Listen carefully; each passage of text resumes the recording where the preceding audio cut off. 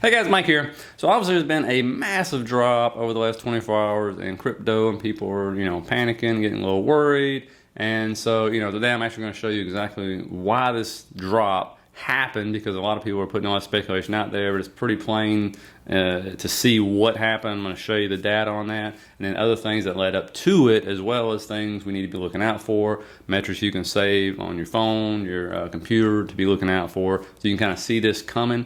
And so a lot of you guys wanted me to talk more about crypto. You requested it, and so here I am.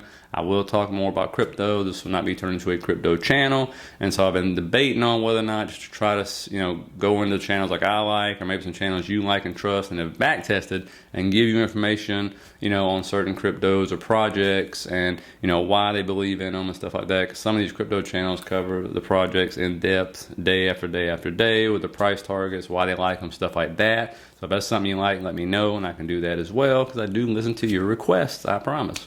Okay?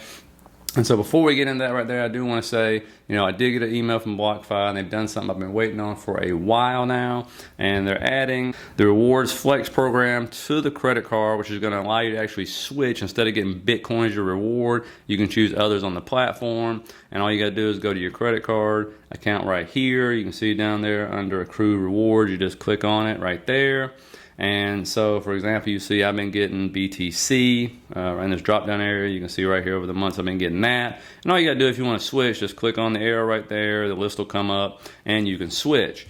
And this is a big deal because obviously if we're in a bull market now, right, Bitcoin rises first, and then eventually big money leaves that, it starts going into the altcoins. We go into altcoin season. So I might want to switch to Ethereum or Litecoin or one of the others on the platform before that happens. And so, that's why I'm happy to hear that. So glad to see it. If you already have the credit card, you can start doing it. If you hadn't signed up for one, there's a link down the bottom right there.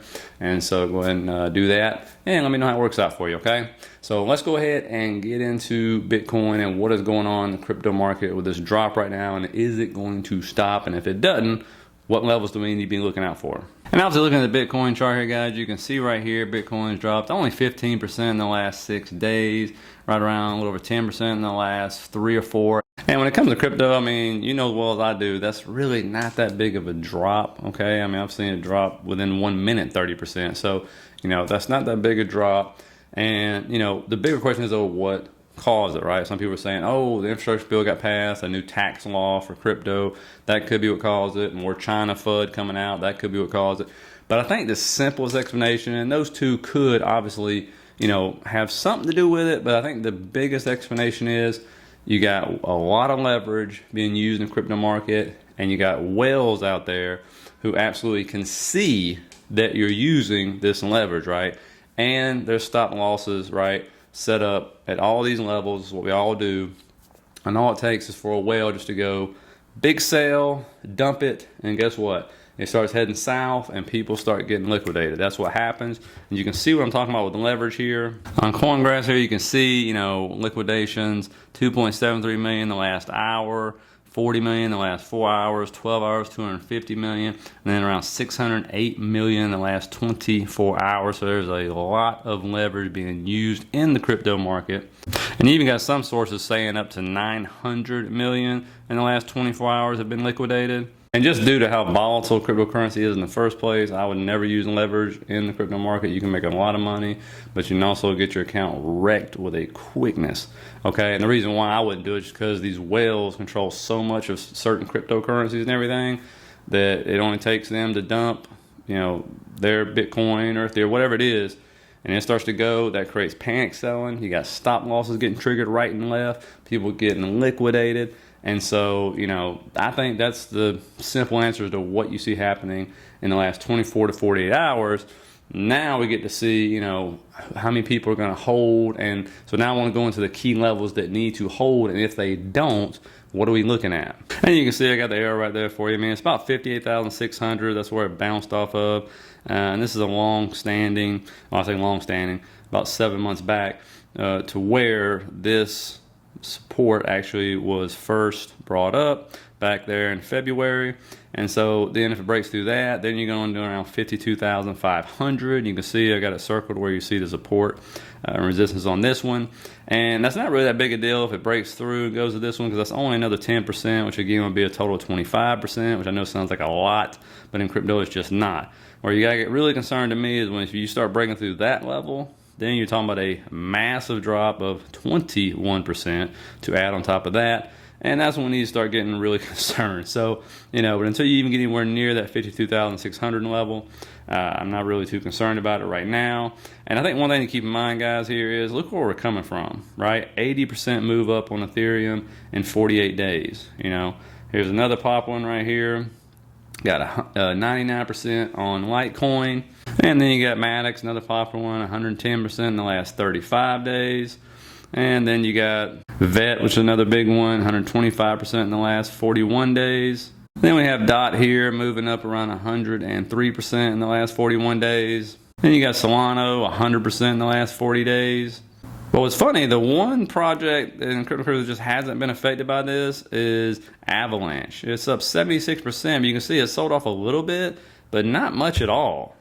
And so a pullback like this is actually a healthy thing. Once you see big runs like that, hopefully it just consolidates at the 58,600 mark and then cools and gets ready for another move up. Maybe it drops down a little more. We'll see.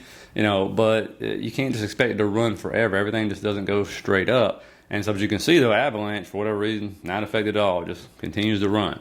And so, there were things leading up to this right here that kind of, we had indicators that showed us that this was most likely going to happen, either now or in the next week or two. And so some things you can look out for and keep track of is the fear and greed index. You can see now is at 52 neutral after the sell-off. But before this, you're talking about yesterday it was at 71, which is greed. Last week it was at 75, which is greed. And last month, extreme greed. So when you get in these ranges, usually you're going to see some kind of sell-off. And another thing was the supply of people who have owned Bitcoin for 5 years and not traded it. You can see right here, they brought it back online. And so you see that huge spike to the right there? That is people who haven't sold it for 5 years bringing it online, and most likely probably sold. You can see when there's big spikes like this, you get some kind of anywhere from 15 to 25% correction on cryptocurrency. And so those are two things you can look at, and there's more out there to kind of see this coming. But the good thing is, as far as the macro view, and what we look at to see is everybody's still bullish, and personally I'm still bullish. I think we're still going to end up moving up by year end, maybe into January, of course, to continue the bull run. Could be wrong, not financial advice, but I think I agree with what a lot of people are saying on this, is the fact you just look at short-term holders and long-term holders of Bitcoin, for example. And so looking at the long-term holders of Bitcoin, you can see right here, you see to the right over there, it's at an all-time high right now. It hadn't turned over yet, which means they're not exactly selling yet. But you can see the other parts right there. When they start to sell and you see these massive steep turns down, which means they're taking profits on the way up, eventually it's going to peak and it's going to turn over, and then we're going to lose massive percentages. So you can pay attention to this and keep track of it. And you can see it takes a little while. That went from January 2017 to January 2018 before it hit a bottom. And so that's the key word, take profits. And the other one, we got to look at is the short-term holders. And I've showed you this before. They hadn't even really started coming in yet, right? And you can see when they start, and this is like the really FOMO part right here. When they start FOMOing in, you see the peaks up there.